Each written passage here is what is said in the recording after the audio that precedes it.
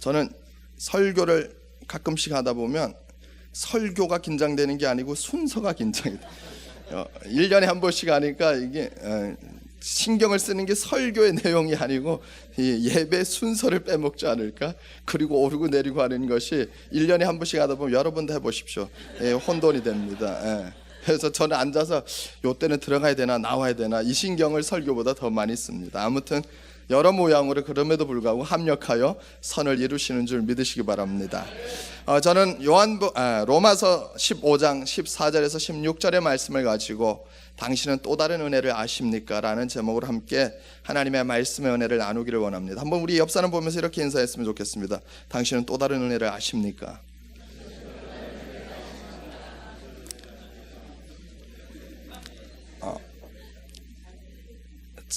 저는 제 인생에 아직도 풀리지 않는 미스터리가 있습니다.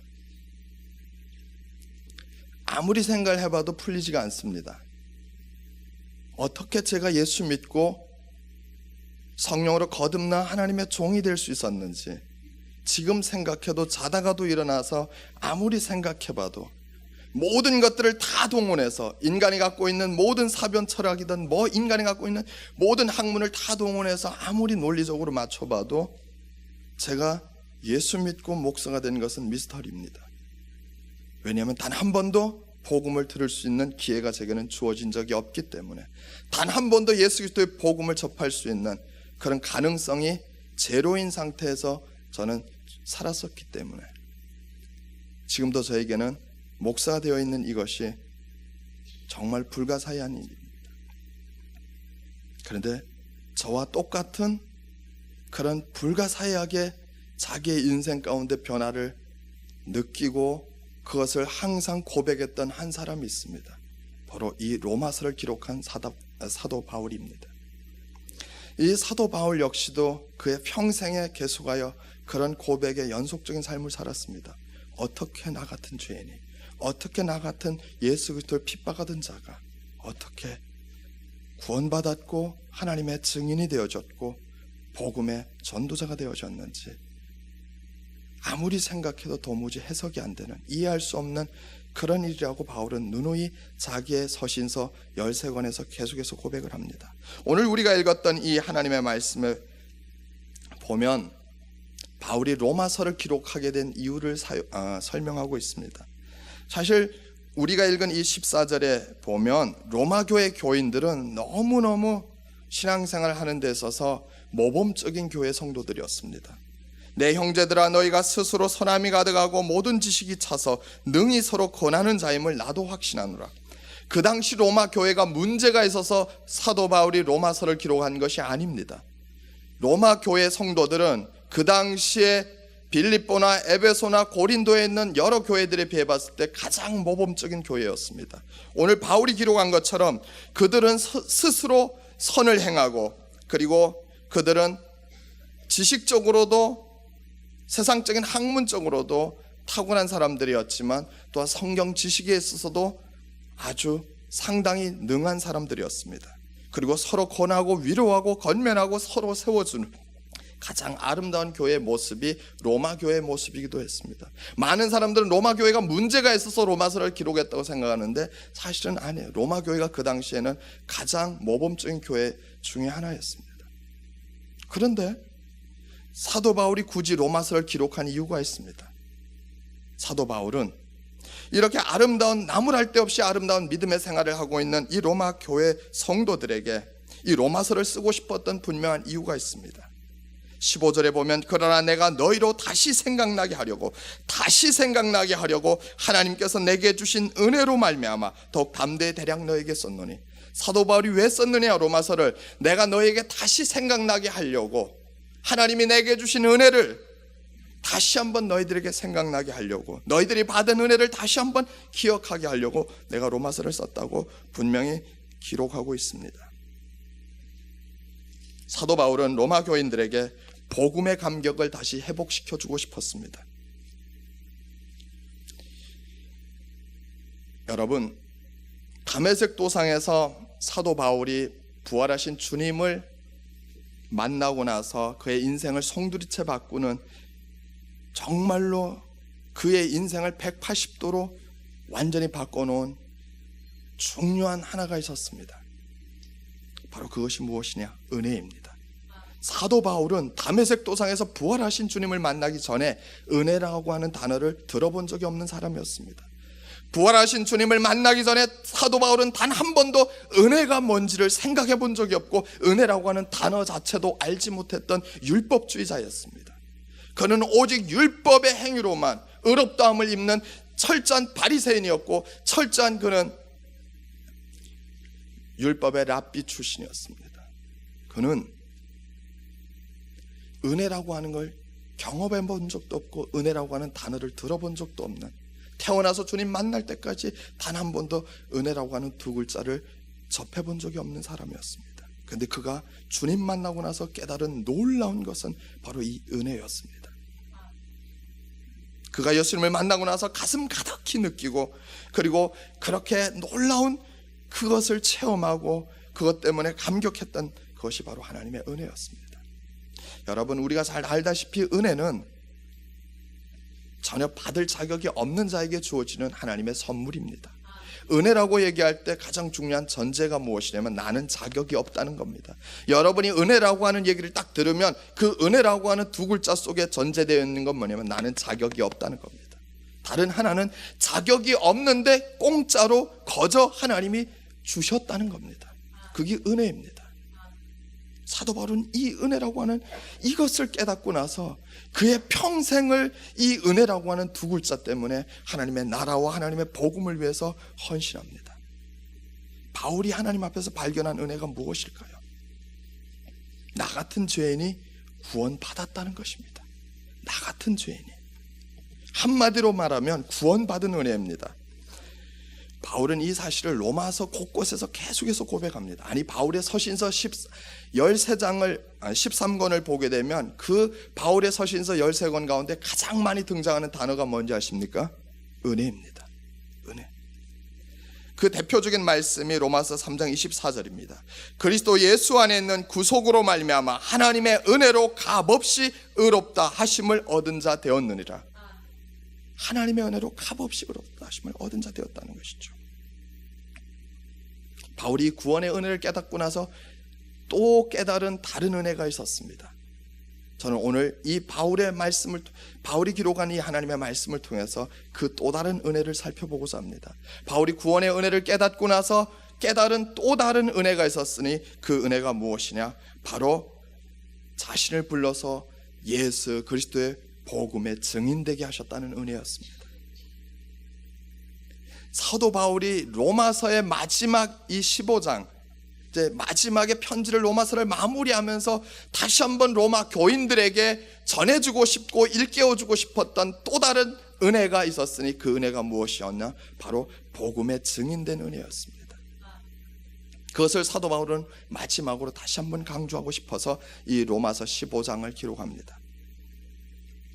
오늘 우리가 읽었던 16절에 보면 이 은혜는 곧 나로 이방인을 위하여 그리스도 예수의 일꾼이 되어, 이 은혜는, 여러분, 사도 바울은 오늘 이 말씀을 통해서 이 은혜를 로마 교인들과 나누고 싶었고, 그리고 매일매일 새롭게 이 은혜를 느끼고 싶어 했습니다. 왜 복음 전도가 또 다른 은혜가 될까요? 여기에는 중요한 오늘 말씀을 통해서 우리에게 주시는 하나님의 영적 교훈들 몇 가지가 있습니다. 그 이유는 내가 할 수 없는 일을 하나님이 시키셨기 때문입니다. 믿으십니까? 내가 할 수 없는 일들을 하나님이 시키셨기 때문에 복음 전도가 은혜가 되는 것입니다. 그 일을 해서는 안 될 사람인데 하나님이 그 일을 하도록 맡기셨다는 것입니다. 그래서 복음 전도가 은혜가 된다고 바울은 고백합니다. 좀 더 구체적으로 말씀을 통해서 살펴보고자 합니다. 여러분, 이 복음 전도가 은혜가 되는 이유가 무엇이냐? 하나님이 우리를 그리스도의 일꾼으로 부르셨다는 것입니다. 예수님의 일꾼으로 부르셨다는 그것 때문에 바로 전도가 은혜가 되는 것입니다. 오늘 우리가 읽었던 16절에 보면 이 은혜는 곧 나로 이방인을 위하여 그리스도 예수의 일꾼이 되어 하나님의 복음. 여러분, 여기서 나오는 일꾼이라고 하는 단어가 무엇이냐? 일꾼이라고 하는 단어는 머슴이 아닙니다. 노예를 얘기하는 단어가 아닙니다. 헬라 원어적으로 이 단어가 갖고 있는 것은 레트루곤이라고 하는 이 원어는 무엇이냐? 왕이, 대통령이 다른 나라에 특사를 파견할 때 그때 쓰는 이 용어가 헬라어로 레트루곤입니다. 그냥 뭐 이렇게 일 한 번 며칠 시키거나 혹은 몇 시간 시키고 푼돈 주는 그런 일꾼이 아니고, 이 일꾼은 대통령이나 왕이 자기의 특사를 전권을 위임해서 다른 나라에 보낼 때 사용하는 정치적이고 법적인 용어가 바로 이 레트루곤이라고 하는 일꾼이라고 하는 단어입니다. 그리고 이 단어는 킹제임스 버전에 보면, 영어 버전으로 보게 되면 이 단어가 갖고 있는 미니스터라고 하는 바로 목사, 성직이라고 하는, 장관이라고 하는 의미, 특사라고 하는 의미를 갖고 있습니다. 예수 그리스도의 일꾼으로 부르셨다고 하는 것은 하나님이, 예수님이 우리를 그 예수 그리스도의 정권 대사로 지금 부르셨다는 사실입니다. 그리고 성직을 행하는 자로 부르셨다는 겁니다. 복음을 전하는 것이 뭐라고 하나님은 얘기하시냐? 성직을 행하는 것이라고 얘기하십니다. 복음을 전하는 자를 성직자라고 얘기하시고 성직을 행한다. 그래서 전도하는 걸 뭐라고 하나님은 평가하시냐? 너는 성직을 행한다고 평가하시는 겁니다. 여러분, 복음을 들고 나가서 전하는 사람을 하나님이 이렇게 평가하신다는 것이죠. 예수 그리스도의 일꾼은 성직자와 같은, 사도와 같은 사명을 감당하는 자인 줄 믿으시기 바랍니다. D.L. 무디는 1837년 미국 노스필드에서 태어났습니다. 그 노스필드에서 태어나서 어렸을 때부터 주일학교를 모태신앙으로 다녔습니다. 1855년 무디가 교회에 나간 지 1년이 되었을 때였습니다. 그가 그 교회에서 신앙생활을 하고 있을 때 그 주일학교 교사였던 에드워드 킴볼이 그를 찾아왔습니다. 찾아와서 어느 날 에드워드 킴볼 선생님이 그 무디에게 물었습니다. D.L. 무디, 자네는 예수 그리스도를 영접한 적이 있는가? 예수 그리스도를 영접한 체험이 있는가? 글쎄요, 저는 어머니를 따라 교회를 어렸을 때부터 다녔고 지금도 교회를 다니며 예수님을 믿고 있습니다. 내 말은 자네가 개인적으로 예수 그리스도를 구주로 영접하고 제 사함을 받은, 거듭난 것을 경험한 적이 있는가 하는 그 질문일세. 나는 자네를 위해서 기도를 많이 했네. 오늘 복음을 받아들일 마음이 있는가? 그 에드워드 킴볼의 그 얘기에 무디의 마음이 알 수 없이 뜨거워졌고, 그곳에서 복음을 다시 들으며 그가 놀라운 죄사함의 은혜를 경험하게 됩니다. 분명히 교회를 다녔지만, 분명히 예배 생활을 했지만, 그가 다시 한번 죄사함의 놀라운 은혜를 깨달으면서 구원의 감격을 갖게 되고, 그 무디가 하나님의 엄청난 은혜를 그곳에서 다시 한번 경험하게 됩니다. 그리고 거듭난 지 1년 후에 주일학교 교사로 헌신해서 16명이었던 주일학교를 1000명으로 그가 부흥을 시켜갑니다. 그러면서 그가 계속해서 고백했던 것이 무엇이냐면, 초등학교밖에 나오지 못한 무식하기로 그지없는 나를 들어서, 이런 나 같은 죄인을 들어서 구원받게 하신 이 하나님의 은혜와 이 나같이 무식하고 무능한 이 사람을 들어서 하나님의 생명의 복음을 증거하게 하시는 그 하나님의 놀라운 은혜 때문에 무디는 평생 동안 그 은혜의 감격에 사로잡혀 그 주의 복음의 증인으로 그렇게 살았습니다. 그가 하나님께로 돌아가기 직전까지 복음이 필요한 전 세계 어디든지 다니면서 하나님의 말씀을, 예수 그리스도의 십자가의 복음을 계속해서 외쳤습니다. 많은 사람들이 D.L. 무디에게 목사 안수를 받으라고 권면을 했습니다. 그런데 천국 가는 날까지 D.L. 무디는 목사 안수를 받지 않았습니다. 많은 사람들이 D.L. 무디를 향해서 여러 가지 존칭어를 사용해서 D.L. 무디를 부를 때마다 그 무디가 꼭 그들에게 부탁하는 것이 있었습니다. 저는 목사도 아닙니다. 저는 유명한 선생도 아닙니다. 저는 계속하여 복음 전도자라 불림받기를 원합니다. 그는 천국 가는 그날까지 복음 전도자 D.L. 무디로 그렇게 부름받는 것, 그리고 그렇게 하나님이 보고 계시는 것에 그는 늘 감격하며 하나님의 나라를 향해서 헌신을 했습니다. 여러분, 나 같은 죄인 불러서 구원하시고 나 같은 죄인을 복음 전도자로 삼으신 그 하나님의 은혜에 너무 감격해서 평생 그것을 붙잡고 살았던 사도 바울과 될 무대를 보면서 우리 자신도 정말로 구원받은 자인지, 정말로 하나님의 구원의 은혜를 누리는 자인지, 구원의 그 은혜의 감격이 있는 자인지를, 그리고 그 은혜 때문에 다시 한번 복음의 그 전도의 은혜를 또한 누리며 전하는 자로 살고 있는지 우리 자신을 살펴보았으면 좋겠습니다. 예수님이 제자들을 부르신 목적이 무엇이죠? 사람 낚는 어부 되게 하기 위해서 부르셨습니다. 예수님이 성령을 우리에게 주셔서 우리와 함께 하시겠다 약속하신 목적이 무엇이죠? 땅끝까지 복음의 증인이 되도록 하시기 위해서입니다. 예수님의 증인이 되도록 하시기 위해서 하늘과 땅의 권세를 가지신 그분이 예수 그리스도의 증인이 되는 자와 함께 하시겠다, 그 약속을 하셨던 것입니다. 성경 전체를 통해서 하나님이 우리에게 가장 중요하게 가르치시는 그 일이 무엇인지 아십니까? 그것은 예배가 아닙니다. 여러분, 예수 그리스도를 믿어서 구원받아야 예배도 드릴 수 있습니다. 믿으십니까? 교회는 클럽하우스가 아닙니다. 교회는 클럽하우스가 아니고 교회는 구조선입니다. 믿으십니까? 하나님이 지상에 교회를 세우신 이유는 클럽하우스 하나를 더 만들기 위해서가 아니고 바로 구조선으로 이 교회를 세우셨습니다. 아름다운 교회는 구조선으로 있는 것이지 클럽하우스로 이 롤렌 하이츠에 있는 것이 아닙니다. 바로 주님이 우리에게 맡기신 것은 단순히 앉아서 종교 행위로서 예배 드리는 것으로 만족하라고 우리에게 하나님이 구원의 은혜를 주신 것이 아니라는 사실입니다.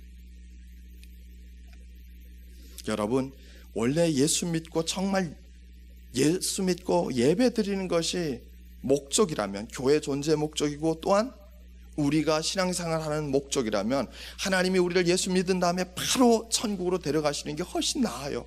이 땅에서 살아봐야 죄만 더 짓습니다. 예배드려도 온전히 예배드릴 수 없어요.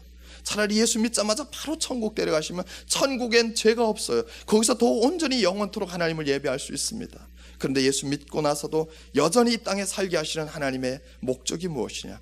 바로 우리로 하여금 복음 전하는 예수 그리스도의 일꾼으로 계속하여 이 구원의 역사를 주님 오실 때까지 감당하라고 여기에 저와 여러분을 남겨두신다는 사실을 믿으시기 바랍니다. 여러분, 지구 역사가 존재하는 한, 그리고 정말로 주님 오실 때까지 예배보다 더 중요한 것은 죽어있는 영혼을 살리는 일입니다. 선교요 전도라고 하는 것입니다. 예수 믿지 아니하면 영원히 죽을 수밖에 없는 사람들이 수두룩한데, 전도만큼, 복음을 전하는 것만큼 더 중요한 일이 어디에 있습니까? 여러분, 예배는 불신자가 드리는 게 아닙니다. 예수 믿고 구원받은 자가 드리는 게 예배입니다. 그래서 구원받는 자들이 없으면 예배는 의미가 없습니다. 너무나 이 일이 시급하고 중요하기 때문에 오늘 말씀에 보면 성삼위 하나님이 이 전도 사역에, 복음을 증거하는 사역에 함께하고 계십니다. 오늘 우리가 읽었던 16절에 보면 이 은혜는 곧 나로 이방인을 위하여 그리스도 예수의 일꾼이 되어 하나님의 복음의 제사장 직분을 하게 하사 이방인을 제물로 드리는 것이 성령 안에서 거룩하게 되어, 여기에 몇 분 하나님이 등장하시죠? 이 16절 한 절에 성부, 성자, 성령 하나님이 등장하십니다. 예수 그리스도의 일꾼, 하나님의 복음, 성령 안에서 거룩해 하시는 이 삼위일체 하나님이 바로 이 전도 사역에 동참하고 계십니다. 너무너무 중요한 사역이기에, 너무나 시급한 사역이기에 삼위일체 하나님이 함께하고 계신다는 사실입니다. 여러분,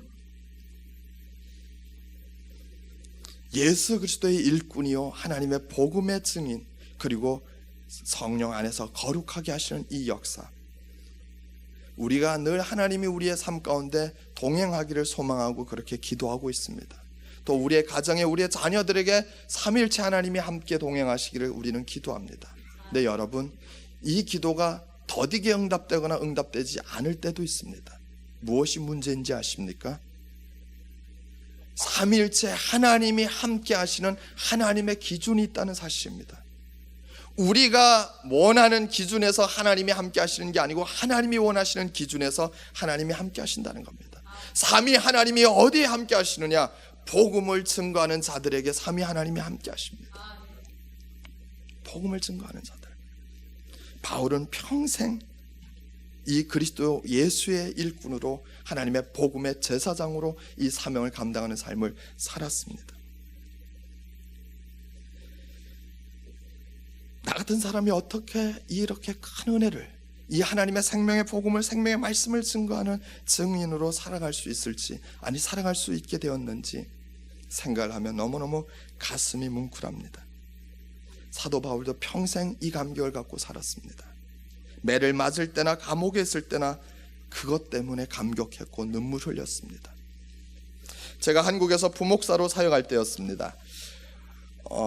저희 교회에서 부목사들이 사역하기 새벽 기도가 끝나고 나면 목회자들이 모여서 아침 조회 겸 아침 예배를 드립니다. 아침 예배를 드리는데 그날 목회자들이 모여서 아침 예배를 드리는 시간에 목사님이 부목사님들에게 제안을 했습니다.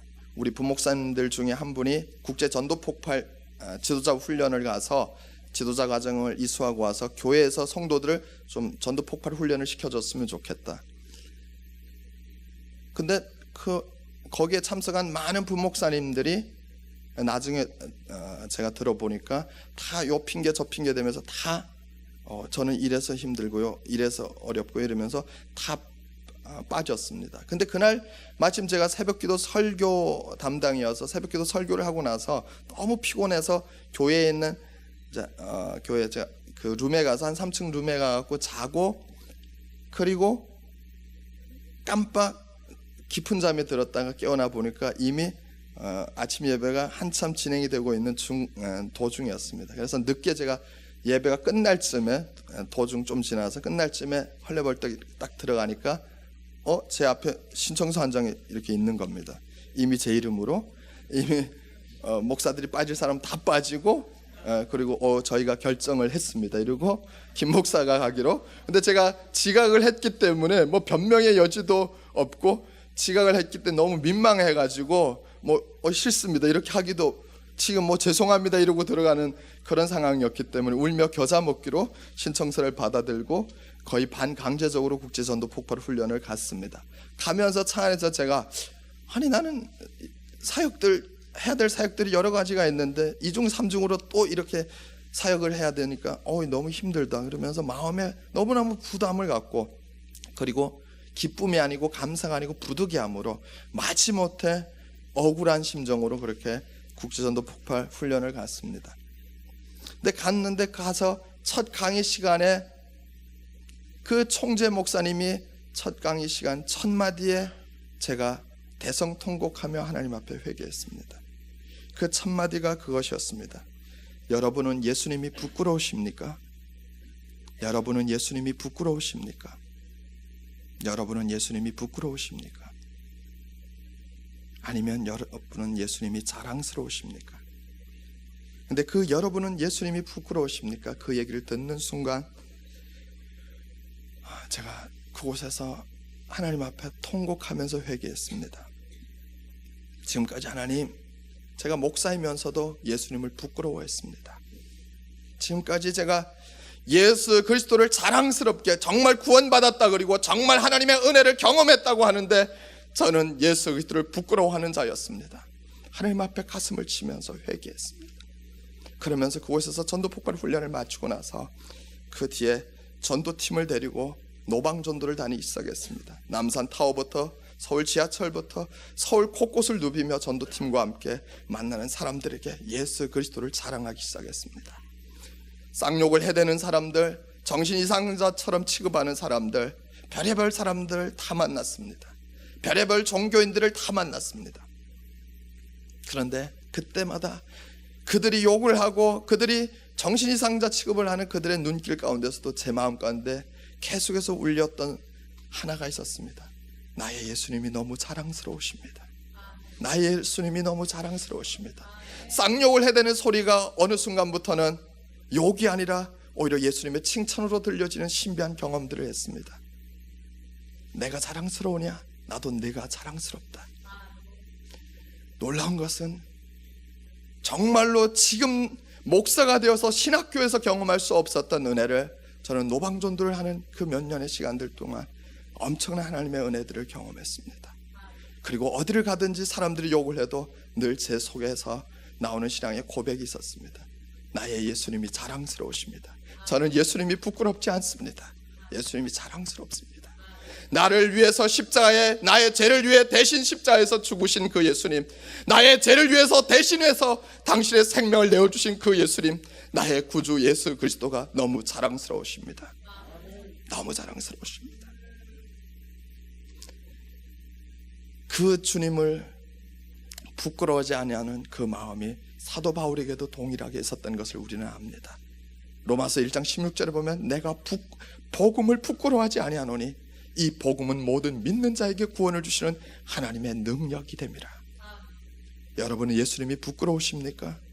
아니면 예수님이 자랑스러우십니까?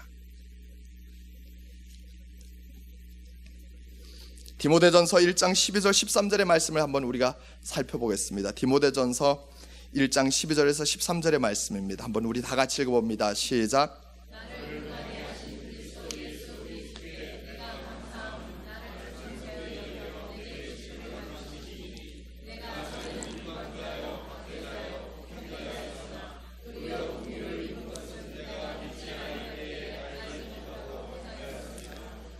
아멘.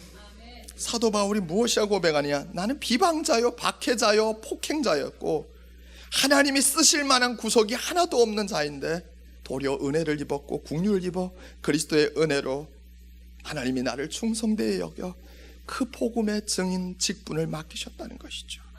이 기가 막힌 은혜가 어디에 있느냐 하는 겁니다. 이 기가 막힌 은혜가,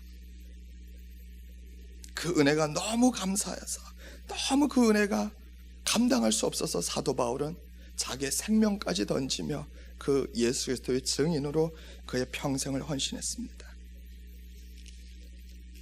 고린도전서 15장 9절 10절에도 보면 사도 바울이 이런 고백을 합니다. 한번 우리 다 같이 읽어봅니다. 시작.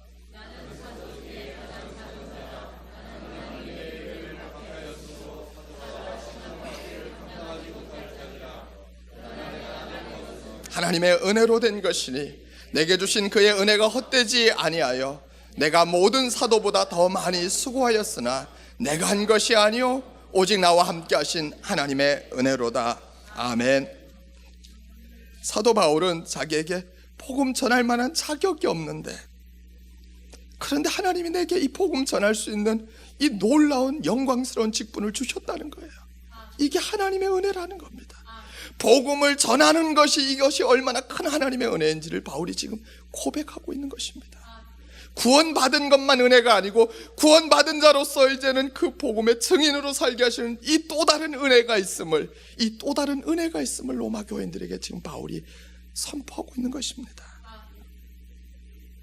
그래서 사도 바울은 이 은혜가 헛되지 않으려고 다른 사도보다 더 많이 수고하였으나 내게는 아무 자랑할 것이 없다. 왜? 이렇게 하게 하신 하나님의 은혜 때문에, 나의 나대했기 때문에 나는 자랑할 것이 없다는 겁니다.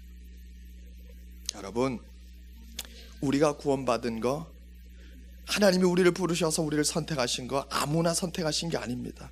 저와 여러분이 어떻게 하다가 예수 믿어서 여기 와 앉아 있는 게 아닙니다. 하나님이 창세전에 그리스도 안에서 이미 여러분을 택정하셨습니다. 믿으십니까? 하나님이 창세전에 그리스도 안에서 택정하셨고 하나님의 시간표에 맞추셔서 하나님의 때에 부르셔서 여러분을 구속하시고 그리스도 안에서 여러분을 영화롭게 하셨습니다. 아무나 부르신 게 아니에요. 아무나 구원하신 게 아니고 하나님이 오래전에 영원전부터 정하셔서 부르신 겁니다. 얼마나 귀한 은혜인지 모릅니다. 그리고 또 하나님이 아무에게나 복음 전하라고 얘기하시는 게 아니고 이 택정하신 구원의 은혜를 입은 자들에게 하나님이 또 그 은혜를 우리에게 맡기셨습니다. 허락하셨습니다. 여러분, 우리가 하나님의 일을 할 만큼의 무슨 자격이 있습니까? 무슨 선한 것이 있습니까? 아무것도 없습니다. 그런데 우리가 예수님의 일꾼이라, 하나님의 복음을 맡은 자들이라 하나님이 이렇게 우리를 지금 치하하고 계신다는 것입니다. 카셀이라고 하는 사람이 찬송가 270장을 만들었습니다. 근데 그 찬송가 270장의 가사를 보면 주 내게 부탁하신 일 천사도 흠모하겠네. 화목케 하라 하신 구주의 말씀을 온 세상에 널리 전하세. 복음을 전하는 일이 어떤 일이냐면 천사도 흠모하는 일이래요. 천사도 부러워하는 일. 근데 놀라운 것은 하나님이 복음 전하는 일을 천사들에게는 허락지 않으셨습니다. 천사들도 하고 싶은데 하나님이 그 귀한 직분을 천사들에게 안 주셨어요. 그래서 천사들이 복음 전하는 우리를 보면서 부러워하는 거예요. 흠모하는 거예요. 얼마나 귀한 존귀한 직분을 우리에게 맡기셨는지 모른다는 겁니다. 사도 바울이 이 은혜를 지금 강조하고 있는 것입니다. 여러분, 구원받은 감격이 있으면 보냄받은 감격도 있어야 됩니다. 믿으십니까? 정말로 구원받은 감격이 있으면 보냄받은 감격도 있어야 합니다. 정말로 구원받은 은혜가 있으면 그리고 전도, 복음 전도자의 은혜도 역시 있어야 합니다. 정말 구원의 은혜의 감격이 있으면 복음에 증인되어지는 은혜의 감격 역시도 우리에게서 나타나야 정말로 은혜가 뭔지를 우리가 아는 자들입니다. 사도 바울은 이 은혜 때문에 평생을 하나님 앞에 헌신했던 귀한 하나님의 은혜의 사도였습니다. 여러분, 복음 전도가 은혜가 되어지는 것은 또 다른 우리가 이 말씀을 통해서 보면 하나님께 제사 드리는 일이기 때문에 은혜가 된다고 얘기합니다. 오늘 16절에 보면 이 은혜는 곧 나로 이방인을 위하여 그리스도 예수의 일꾼이 되어 하나님의 복음의 제사장 직분을 하게 하사 이방인을 제물로 드리는 것이 성령 안에서 거룩하게 되어 받으실 만하게 하려 하십니다. 뭐라고요? 이 복음을 전하는 것이, 하나님의 복음을 전하는 것이 제사장의 직분을 수행하는 제사를 드리는 것이라는 거죠. 그래서 은혜가 된다고 얘기합니다. 여러분, 하나님과 사람은 아담의 범죄로 인해서 원수였습니다. 창조주인 하나님이 피조물인 인간과 화목하려면 다른 방법이 존재하지 않았습니다. 왜냐하면 인간의 편에서 하나님과 화목할 수 있는 길이 없었거든요. 그래서 하나님이 예수님이 오시기 전에 하나님과 화목할 수 있는 임시적인 방편으로 주신 게 제사제도입니다. 제물에게 인간의 죄를 대신 전가해서 하나님과 함께 화목을 임시적으로 이루어가는 방편으로 하나님이 제사를 주셨습니다. 그런데 그 제사를 지내려면 하나님은 제사장을 세워놓으셨고 그 제사장만이 제사를 집행할 수 있도록 하셨습니다. 아무나 제사를 드릴 수가 없었습니다. 그래서 성경에 보게 되면 아론의 계열의 후손들만 제사장으로서 제사를 집도할 수 있었습니다. 하나님과 사람을 묶어주고 하나님과 사람을 화목케 하는 역할이 제사장의 역할이었습니다. 다른 말로 하면 이겁니다. 제가 저의 아내 예수 믿지 않는 만약 아내를 전도해서 예수님께로 하나님께로 나오게 하면 제가 하나님과 그 아내를 화목케 하는 제사장의 직분을 수행하는 겁니다. 남편이 아내를, 또 아내가 남편을, 불신자인 남편을 전도해서 하나님 앞으로 인도하면 그 아내가 하나님과 그 남편을 화목케 하는 제사장의 직분을 수행하는 겁니다.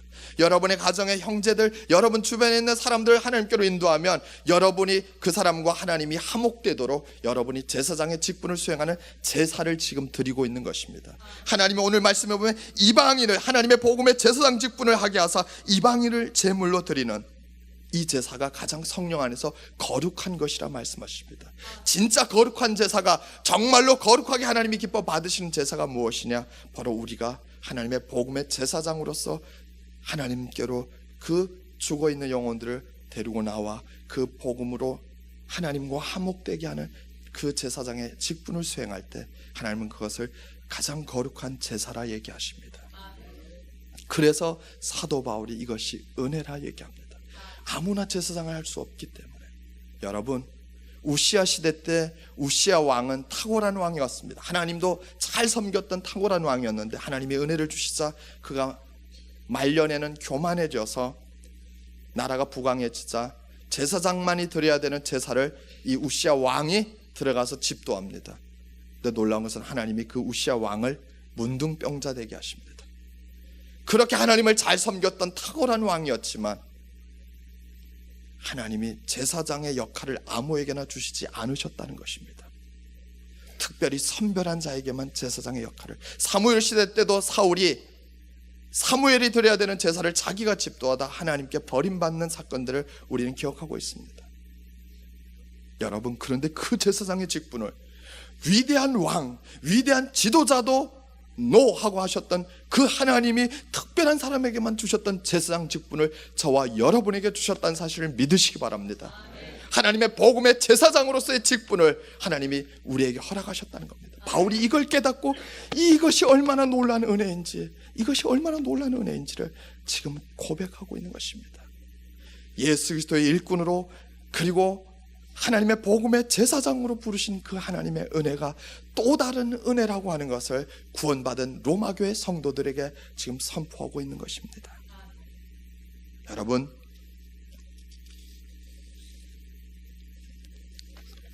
우리는 사도 바울처럼 이 복음 전함의 은혜를 다시 한번 새롭게 깨달아야 합니다.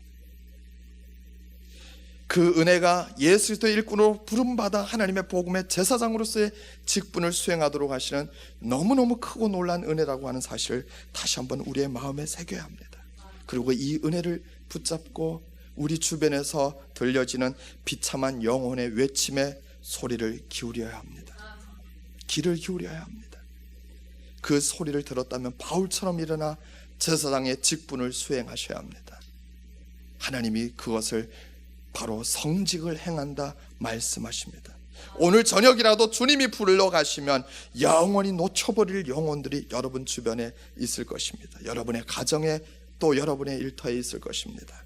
그들에게 찾아가 여러분은 제사장의 직무를 수행하십시오. 하나님과 화목되게 하는 제사장의 직무를, 하나님이 우리에게 주신 또 다른 그 은혜, 복음 전함의 직무를 수행하십시오. 그것이 여러분의 성직입니다. 여러분의 성직을 행하시는 하나님의 백성들이 되시기를 주의 이름으로 축원합니다. 기도하겠습니다.